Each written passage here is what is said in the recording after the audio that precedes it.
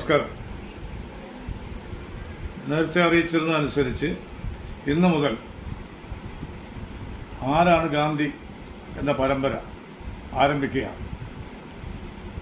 ആരാണ് ഗാന്ധി? അദ്ദേഹം ഒരു മനുഷ്യനാണോ? അദ്ദേഹം ഒരു ആശയമാണോ? അദ്ദേഹം ഒരു വിപ്ലവമാണോ എന്ന് ലോകം മുഴുവൻ ചർച്ച ചെയ്തുകൊണ്ടിരിക്കുകയാണ്. പലതരത്തിലുള്ള ചർച്ചകൾ, പലതരത്തിലുള്ള ഗവേഷണങ്ങൾ, പല യൂണിവേഴ്സിറ്റികളിലും ഇത് ചർച്ചാ വിഷയമായിട്ടുണ്ട്.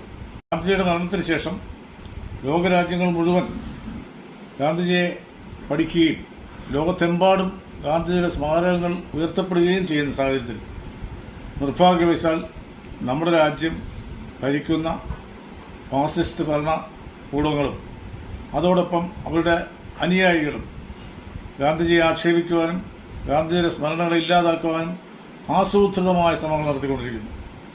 നമ്മുടെ തപാൽ സ്റ്റാമ്പുകളിൽ ഗാന്ധിജിയുടെ പടമുള്ള സ്റ്റാമ്പുകൾ ഇപ്പോൾ കാണാനില്ല. വിവിധ പദ്ധതികൾ, മഹാത്മാഗാന്ധിയുടെ പേരിലുള്ള മഹാത്മാ തൊഴിലുറപ്പ് പദ്ധതി പോലും പേര് മാറ്റിയിരിക്കുന്നു. അദ്ദേഹത്തിൻ്റെ പ്രതിമകൾ പല ഭാഗങ്ങളിലും മനഃപൂർവ്വം നശിപ്പിക്കപ്പെടുന്നു. ആ കാര്യത്തിൽ ദേശീയ ഭരണകൂടവും അവരോടൊപ്പം തന്നെ കമ്മ്യൂണിസ്റ്റ് ശക്തികളും ഒന്നായിട്ട് നിൽക്കുന്ന കാഴ്ചയാണ് നമുക്ക് കാണാൻ കഴിയുന്നത്. യഥാർത്ഥത്തിൽ ആരാണ് ഗാന്ധി?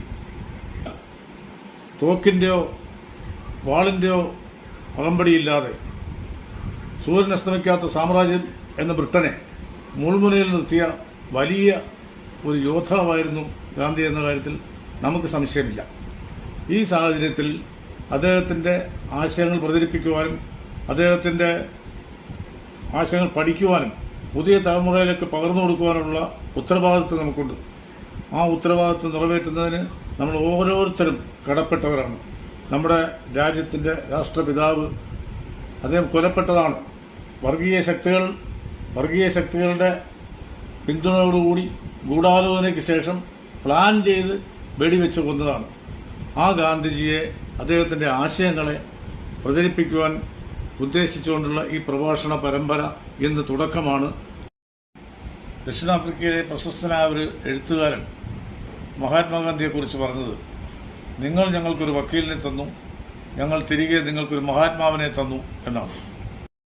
ഇംഗ്ലണ്ടിൽ നിന്നും ബാരിസ്റ്റർ പഠനം കഴിഞ്ഞതിന് ശേഷം നിയമപരിശീലനത്തിനായി ദക്ഷിണാഫ്രിക്കയ്ക്ക് പോയ മഹാത്മാഗാന്ധി അവിടെയാണ് തൻ്റെ സാമൂഹ്യ പരിഷ്കരണവും സാമൂഹ്യ പ്രവർത്തനങ്ങൾക്കും തുടക്കം കുറിച്ചത്.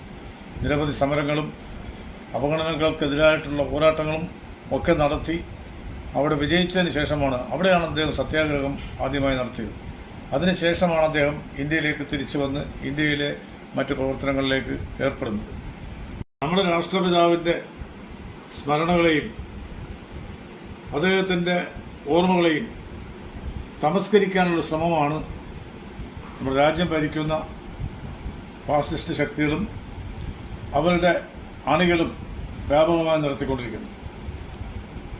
മഹാത്മാവിൻ്റെ പാവന സ്മരണയ്ക്ക് മുൻപിൽ പുഷ്പാഞ്ജലികൾ അർപ്പിച്ചുകൊണ്ട് ഈ പരമ്പര തുടരട്ടെ. ദയവായി ഷെയർ ചെയ്യുക, സബ്സ്ക്രൈബ് ചെയ്യുക.